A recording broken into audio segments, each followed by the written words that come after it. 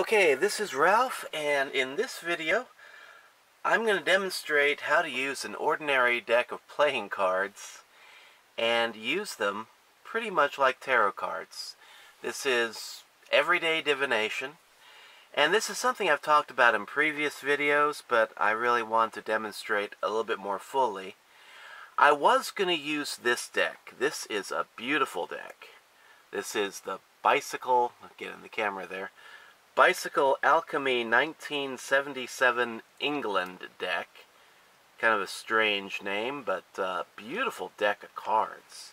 You can see there from the box description there, and this is the 2 of diamonds, 6 of spades, and it's just a beautifully done deck, and the art is just something else here.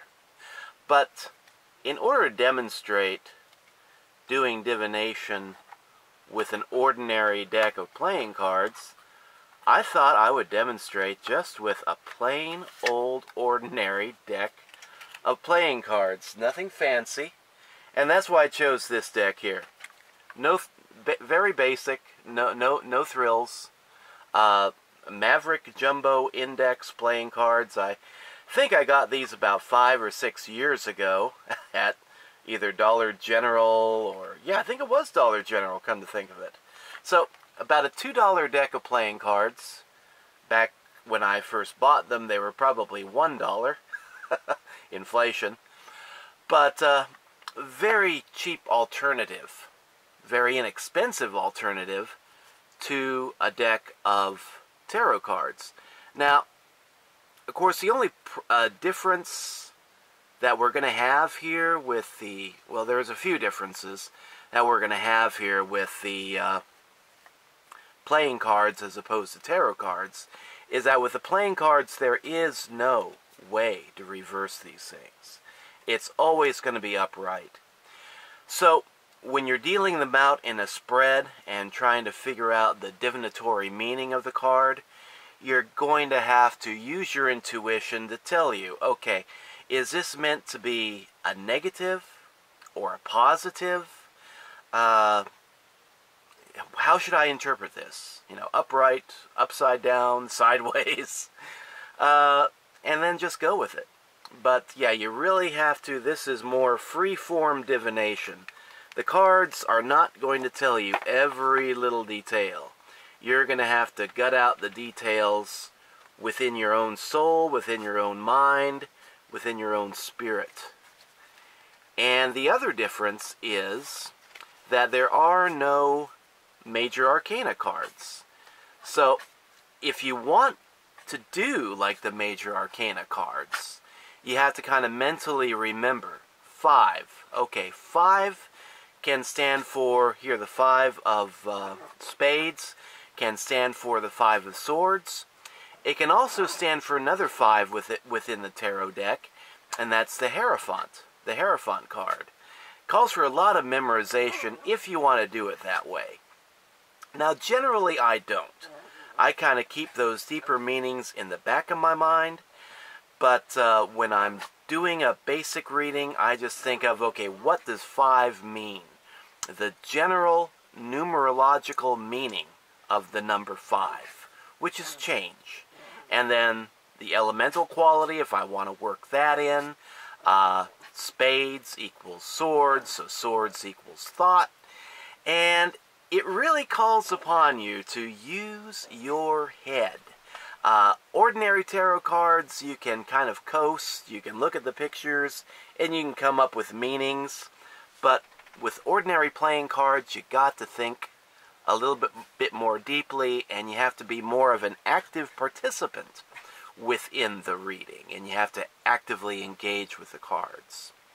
But yeah, this is, like I said, an ordinary deck of playing cards. 1 joker. Joker is going to represent the Fool, and the rest will just have their own numerological meanings and elemental meanings. And nothing magical about this deck, really. It's, like I said, I got it for $1 at Dollar General. And the magic that we're going to see in this deck is how the reader interacts with the cards and how the numbers and the elemental qualities speak through the cards to the reader. It sounds like a cliche, but it's accurate. You know, the magic is not in the cards. The magic is within you. So remember that when you're going through varying, tarot decks and trying to figure out which one's right for you. Don't figure out which one's right for you. Just try to figure out which deck speaks to you the best. And with a little practice, a little bit of insight and discipline, you can get any deck to speak to you.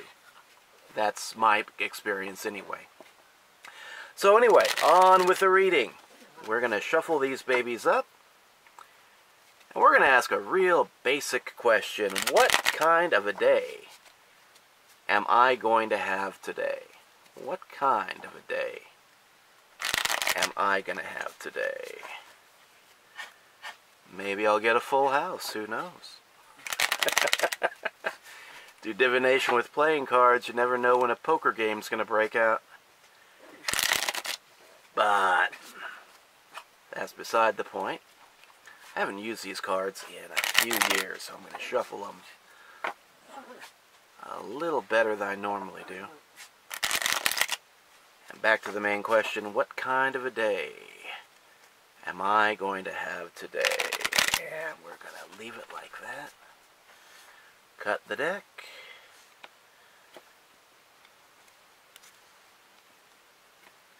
And I'm going to do a 5-card mini Celtic Cross spread.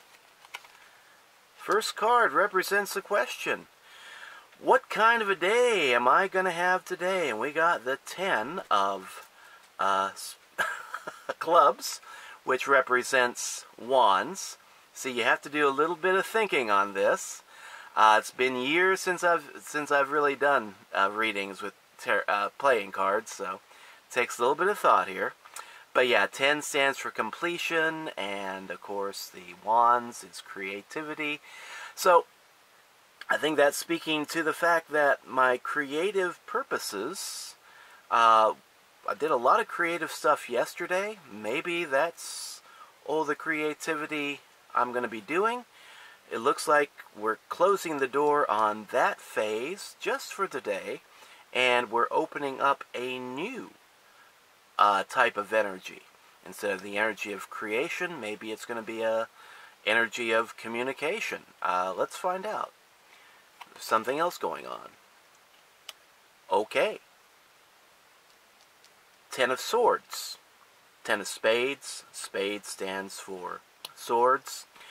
So, stands for a conclusion of the energy of thought. So, yesterday, creativity, that was what I did yesterday, did a lot of thought. Now, it looks like today it's not going to be a day of creativity nor a day of thought. Now, what is the energy going to be?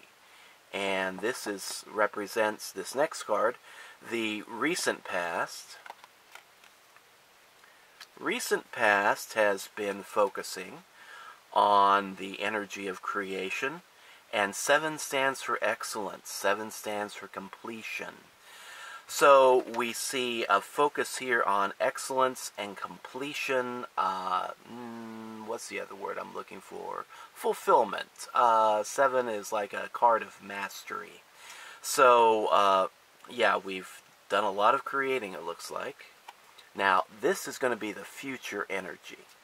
So this is going to tell us the energy that we're getting into today. And I thought we were closing the door on the energy of thought, but actually 6 is the number of Christ's consciousness. 6 also represents the generative power. So we're not exactly closing the door on the world of thought completely. But what we're going to be doing, like see here in the distant past, it's been about mental activity. I've been doing a lot of book study on various things, various disciplines, and just being a real egghead here. This has been creativity, mastery, getting a handle on that egghead stuff. Now, what we're seeing here is the number 6. Even though it is a sword, the number 6 is telling me it's time to get in tune with your heart. Put a lot of time in on head knowledge. A lot of time here on creating within your head. Now it's time to bring your heart into it. Communicate it better. Communicate it more. And just get to know the people around you better. I'm the kind of guy, I'm more of an introvert. I can get to know books really well. I can get to know divinatory tools and instruments really well. I fall down a little bit on getting to know people and communicating with people. That's my weakness as my personality type. So a little bit of a personal share there, but that's what I feel the 6 is telling me here. 6 is telling me, okay, tune in to the Christ consciousness or the Krishna consciousness or the Buddha nature within you. However you understand that concept, get in touch with your higher self and then experience that love and bring that love into your mind as well as your heart and let that balance you. So it looks like this is going to be a good day for getting to know people. Now, this is going to be the outcome card. And that is 3. 3 of Pentacles. 3 is the number of the Trinity. And here we're not necessarily talking about the Christian Trinity, but it can apply. But here the Trinity of like the Father energy, the Mother energy, and the energy of the Divine Child. So that 3 speaks very well to the 6, representing Christ or Krishna consciousness. So this is telling me that this is going to be a day of connecting. Again, connecting with the Christ consciousness, connecting with family. And since today is normally a day off, it looks like I should take a day off. I had planned to work instead and do a little bit more time in study and creation and, egghead pursuits. But the deck is telling me, Spirit is telling me, you need to go into a different direction. You need to focus on matters of the heart, family matters, and let those things be the focus of your day today. There'll be time for egghead pursuits tomorrow. Today is going to be a time for love, for family, and bringing good things into the material realm. So that's Divination done with an ordinary deck, a $1 deck of playing cards, jumbo because, some of us have bad eyesight, and done with a basic 5-card Celtic cross spread. And let me explain a little bit about this spread too. This, I think I said that represents the question. This represents the distant past, foundation of the question. This card represents the recent past, the energy that we're just moving out of, and of course this is the future energy stream we're moving into, and this card represents the outcome. All that in 5 cards with a $1 deck of playing cards from Dollar General. So if you're wanting to get into tarot reading or divination with cards, and you don't have $20 to spend on a brand new pack of tarot cards, and you don't want to spend $10 on a used deck, you can just go down to Dollar General or Walmart or whatever, Dollar Tree, spend a couple bucks on an ordinary deck of playing cards, or, just take a deck you already have around the house and just rededicate it to reading purposes. And then learn the elemental qualities and learn your numerology. And then use the cards as port keys. Let them talk to you. Let the signs, the symbols, the numbers, and the elements transport you, as it were, into the realm of spirit, the realm of the archetypes, the realm of numbers, and let all those things speak to you. Once you get comfortable doing that, you can do a good reading with these things. And like I said before, poker game might just break out. All I got was a pair, but it's going to be good enough for now. So enough levity. This is Ralph signing out. Hope you found some value in this video. And until later, I'll catch you in the next video. Take care.